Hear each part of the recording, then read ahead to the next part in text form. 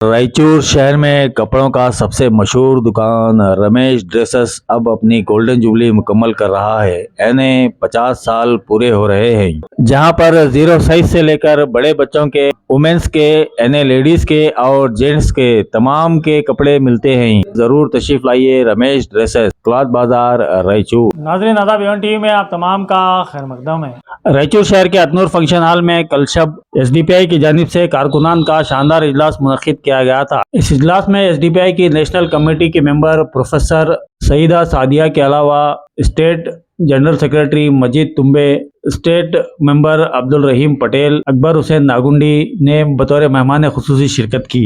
इजलास में मुखर्रिरीन ने हक के लिए आवाज़ उठाने और पार्टी को मजबूत करने के सिलसिले में गुफ्तगू की और कहा कि एसडीपीआई को मजलूमों की आवाज़ बनना चाहिए। बाज़ एक इजलास का इनेकाद अमल में लाया गया, जिसमें मुत्तफ़िक़ा तौर पर एसडीपीआई की नई डिस्ट्रिक्ट कमेटी को मुंतखब किया गया, जिसमें खादर पाशा अक्कुर को डिस्ट्रिक्ट प्रेसिडेंट बनाया गया। इसी तरह जमशेद अली और मोहम्मद गौस को जनरल सेक्रेटरी मुंतखब किया गया। अब्दुल मतीन अंसारी और तौसीफ अहमद को वाइस प्रेसिडेंट मुंतखब किया गया, जबकि मोहम्मद गौस मुहिउद्दीन और शेख दाऊद को सेक्रेटरी मुंतखब किया गया। इसी तरह सैयद अब्दुल अजीज को ट्रेजर मुंतखब किया गया, जबकि सैयद इरफान कुर्डी, अतीक मोहम्मद, हाफिज मोहम्मद, शेख महमूद को डिस्ट्रिक्ट वर्किंग कमेटी के अराकीन मुंतखब किया गया।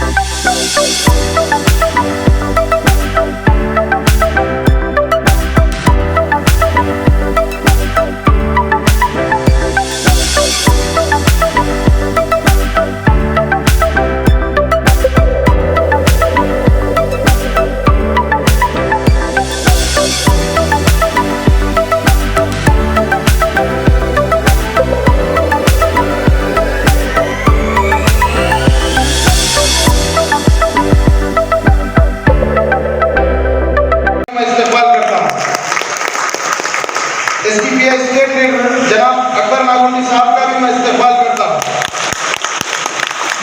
रायचूर वाइस प्रेसिडेंट जनाब मतीन अंसारी साहब का भी मैं इस्तेमाल करता हूँ।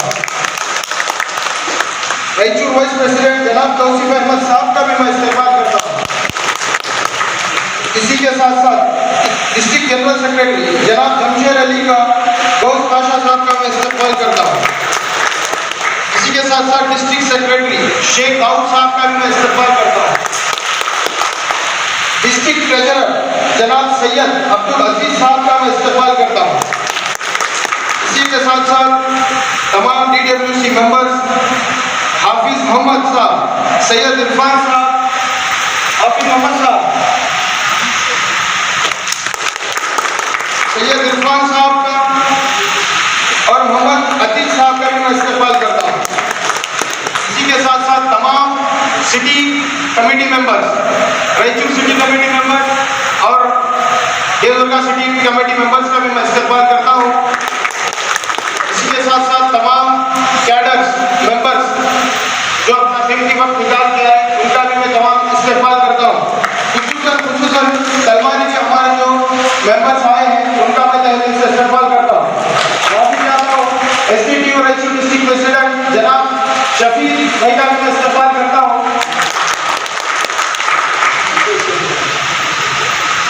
और इसी के साथ साथ विम के जो जिम्मेदार हैं, उनका भी मैं इस्तेमाल करता हूँ। इस रिपब्लिक डे के मौके पर जो दस्तूर हमें मिला, उसका जो इजहार खुशी होता है, उसी तरीके से social democratic party of India को आज एक नई डीडब्ल्यूसी मिली, इसकी बहुत एक खुशी का दिन हमारे सामने है। जैसे जैसे दिन बढ़ते जा रहे हैं, जैसे जैसे साल गुजरते जा रहे हैं, ये एसडीपीआई का कारवां रुका नहीं है, आए दिन आगे बढ़ते ही जा रहा है। और नई एक लीडरशिप आज हमारे बीच में मौजूद है। इंशाअल्लाह आने वाले जो 3 साल का हमारा टर्म है, 2024 से 2027 तक का जो ये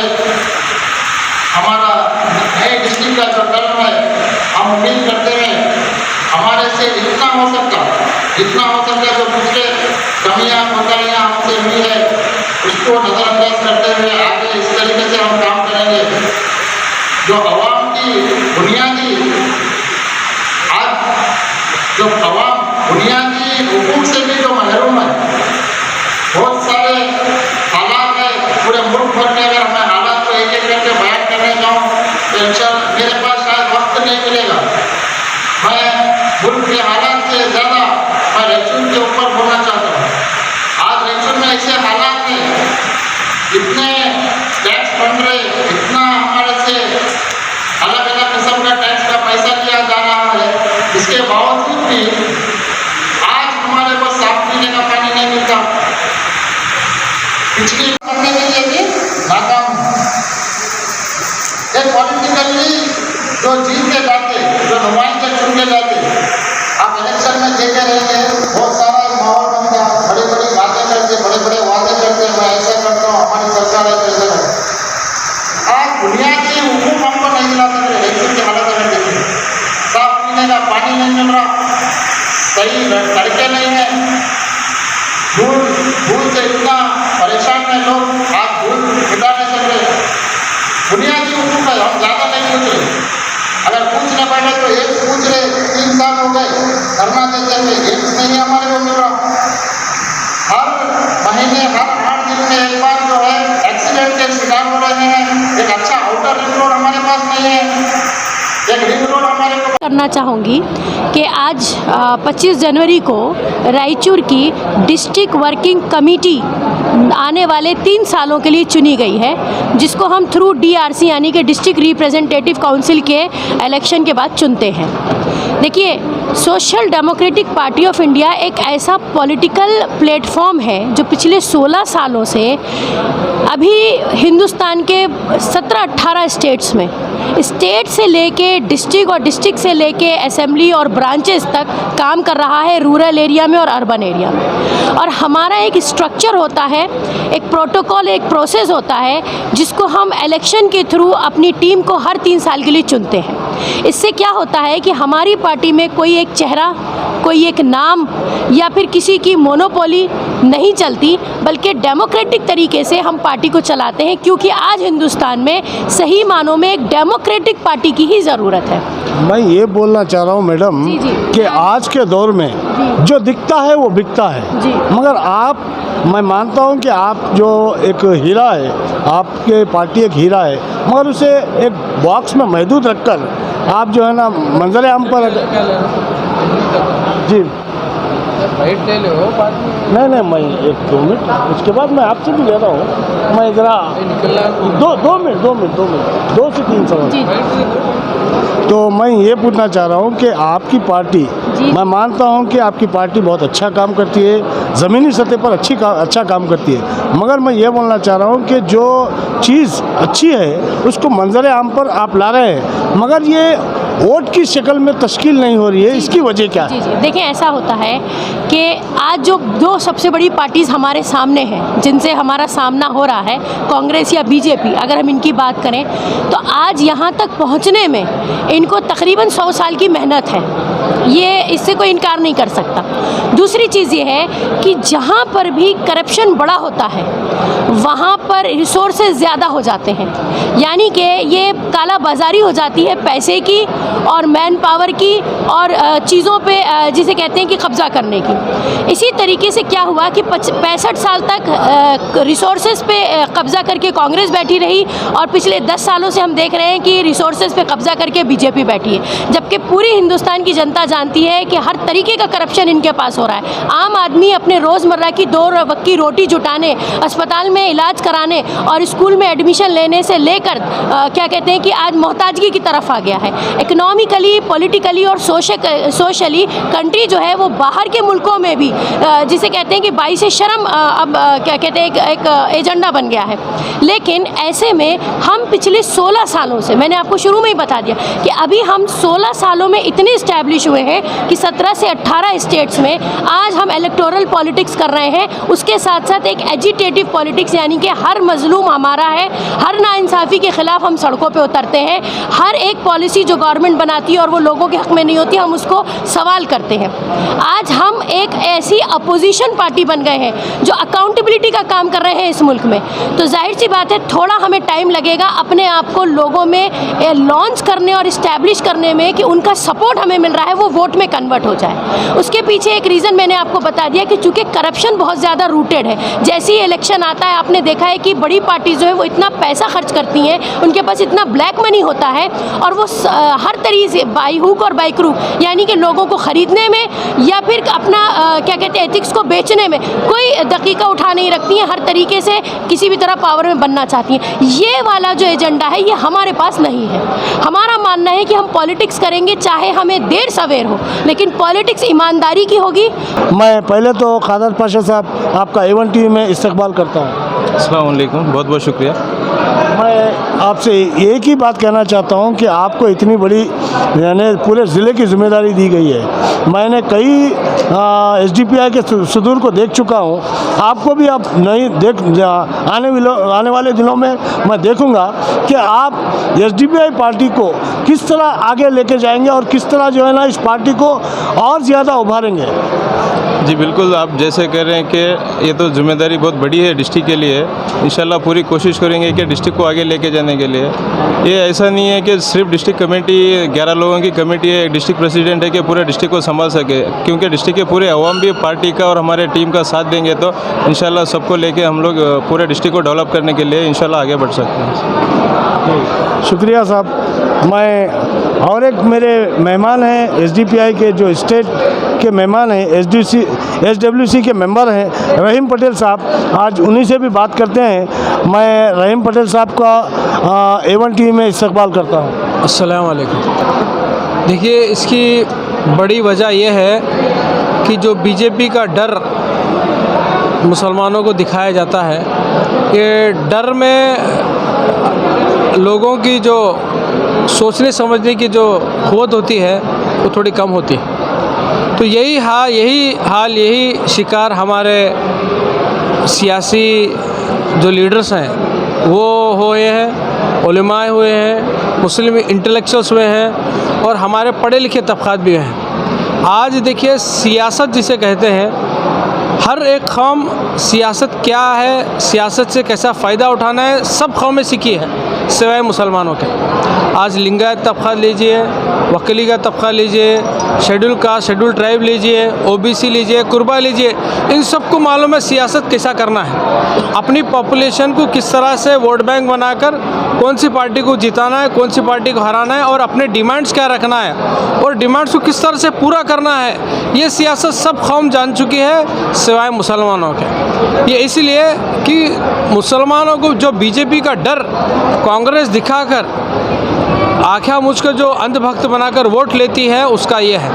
जिस तरह से बीजेपी हिंदुओं को डराकर अंधभक्त बनाकर बीजेपी वोट लेती है, उसी तरह से कांग्रेस मुसलमानों को और दलितों को डराकर अपना वोट लेती है। तो डर की जो राजनीति है उसके वजह से क्या कौम की ये हालत है। कौम के जो सियासी सोच है, जो सियासी बसीरत के साथ काम करना है, उसके ऊपर क्या परेशानी है। नहीं, मैं ये बोलना चाह रहा हूँ कि आपकी पार्टी में सियासत करना चाहिए क्या क़ियादत करना चाहिए? देखिए, दोनों चीज़ की ज़रूरत है। सियासत में क़ियादत बहुत ज़रूरी है। देखिए, हम जो बात करते हैं social democratic party of India, गली गली से लेकर दिल्ली तक लीडर बनाना है हमें। सिर्फ MLA MP कॉरपोरेटर बनाने से काम नहीं चलता। हमें हमारी गली में ऐसे लीडर्स चाहिए जो गली के जो मसाइल हैं वो हल करें। हमें हमारे शहर के लिए ऐसे लीडर चाहिए जो शहर के जो मसले हैं, जो बड़े लेवल के रहते हैं, वो हल करें। हमें ऐसे डिस्ट्रिक्ट लीडर्स चाहिए जो डिस्ट्रिक्ट लेवल के जो इश्यूज़ होते हैं, उसी तरह स्टेट और नेशनल के जो बड़े बड़े इश्यूज़ होते हैं, वैसे लीडर्स चाहिए जो उनको भांप कर, उसको देखकर, उसको फाइंड आउट कर उसके तरफ सोल्यूशन की तरफ जाएगा। लेकिन अफसोस की बात यह है कि हमारे जो मुस्लिम लीडर्स हैं, ये किसी न किसी पार्टी में जाकर क्या मालूम हाथ बंद कर, मुंह बंद कर, फॉलोअर बनकर रह रहे हैं। वरना वहाँ अपनी ज़बान से कुछ कह सकते हैं ना अपनी तकलीफ़ बता सकते हैं। एक छोटा एग्जांपल आपके सामने मैं लेता हूँ। यही कांग्रेस गवर्नमेंट 2023 के एमएलए इलेक्शंस में मैनिफेस्टो निकाली, मुसलमान अगर हम जीतेंगे तो मुस्लिम्स के लिए, माइनॉरिटीज़ के लिए क्या क्या करते हैं बोलकर एक लंबी फहरिस्त दी थी। आज तक उसके ऊपर काम नहीं हुआ। हमारे 9 से 10 एमएलएज आज हैं। किसी ने पूछा कि ये जो मुसलमानों से 90% मुसलमान कांग्रेस को वोट किए हैं, उसमें से कितने मैनिफेस्टो में कितने काम हुए? 2B रिजर्वेशन जो बीजेपी गवर्नमेंट रद्द की थी, उसको यही हमारी गवर्नमेंट आएगी तो हम उसको बहाल करते हैं, बोले अब तक बहाल नहीं हुई। हिजाब के ऊपर बात किए थे, हिजाब भी अब तक नहीं हुआ, हिजाब के ऊपर भी खामोश है। माइनॉरिटीज़ को 10,000 करोड़ बजट देते बोले थे, अभी तक हमारे को 10,000 करोड़ नहीं मिला। तो बोलने का मतलब ये है कि हमारी जो सियासी लीडरशिप है वो गूंगी और बहरी है। तो social democratic party of India ऐसी क़ियादत देना चाहती है जो बेबाक होकर कौम के लिए, गरीब तबक़ात के लिए बेबाक होकर बात करे, ऐसी लीडरशिप SDP देना चाहती है। मैं आपसे एक आखिरी सवाल करना चाहता हूँ, वक्त की कमी है, तो मैं ये बोलना चाह रहा हूँ कि SDPI पार्टी सिवाय मुसलमानों के अब तक महदूद है, क्या अदर कम्युनिटी को भी जो है ना अपने साथ में लेना चाह रही है? क्योंकि मैं कई जलसों में गया कि कोई दूसरे कम्युनिटी वाले बहुत कम नज़र आते हैं, यहाँ तक के ना के बराबर नज़र आते हैं। आप लोग क्या अपने मुसलमानों के तक इस पार्टी को महदूद रखे हैं? ज़रा उसका खुलासा कीजिए। देखिए, हमें इंडिया की सियासत समझना है। हर पॉलिटिकल पार्टी का उनका एक कोर वोट बैंक होता है। जैसा कि JDS का वक्कली का कोर बैंक है, BSP का SC है, और BJP का लिंगायत और अपर कास्ट है, और कांग्रेस का मुस्लिम और दलित वो कोर वोट बैंक है। जब तक हम ये अपना कोर वोट बैंक हम मजबूत नहीं करते, हम दूसरे जो कौमें हैं उनको हम अट्रैक्ट नहीं कर सकते। पहला हमें मजबूत होना है। आज मुसलमान ICU में है, हमें पहला हमारे जो मुस्लिम इश्यूज़ हैं हम उसके ऊपर काम कर कर हम उसमें कॉन्फिडेंस लाकर उनको हम ज़रा सेहतमंद बनाकर बाद में हम दूसरी कौम के ऊपर जा सकते हैं। फॉर एग्ज़ाम्पल, अगर मैं दलितों को भी पार्टी में अगर लाऊं तो दलित भाई बोलेंगे, भाई पहले आप अपने मुसलमानों के इश्यूज़ बहुत हैं, पहले उसको सॉल्व करो, उसके बाद आप पहले ताकतवर हो। मुसलमानों के इश्यूज़ को ऊपर सॉल्व करने की ताकत अगर आए तो हम आपके साथ आएंगे। उसी तरह समाजवादी पार्टी लीजिए, यादव कम्युनिटी उत्तर प्रदेश में मुसलमानों से बहुत कम है, कोर वोट बैंक है। उन्होंने मजबूत होने के बाद उन्होंने मुसलमानों को भी लिए, दूसरे OBCs को लेकर आज बहुत बड़ी पार्टी है। SDP भी क्या कहना चाहती है कि पहला हमारा जो कोर वोट बैंक है मुस्लिम्स है, इसमें कोई दो राय नहीं है। पहला हम अगर मजबूत होकर हमारा वोट बैंक मजबूत होगा तो जो दूसरे जो पिछड़े तबक़ात हैं, SC है, ST है, OBCs है, वो लोग भी हमारा साथ आएंगे। कब? जब हम ताकतवर होंगे। कमज़ोरों के साथ कोई नहीं आएगा। जब आप पहला ताकतवर होंगे तभी आएंगे। इसका मतलब ये नहीं कि मुसलमानों के साथ SDP के साथ नहीं है। हमारी नेशनल लेवल बॉडी में देखिए, स्टेट लेवल बॉडी में देखिए, वहाँ पर दलित हैं, क्रिश्चियन तबक़ात के लीडर्स हैं, OBC हैं। हाँ, रायचूर में अभी हमें आउटरीच करना है, शेड्यूल कास्ट के लीडर्स के पास जाना है, लिंगायत के लीडर्स के पास जाना है, जो सेक्युलर जहन जो रखते हैं ऐसे लीडर्स के पास जाना है। धीरे धीरे इंशाल्लाह उसके ऊपर भी हम काम करेंगे। जी, ये थे रहीम पटेल साहब,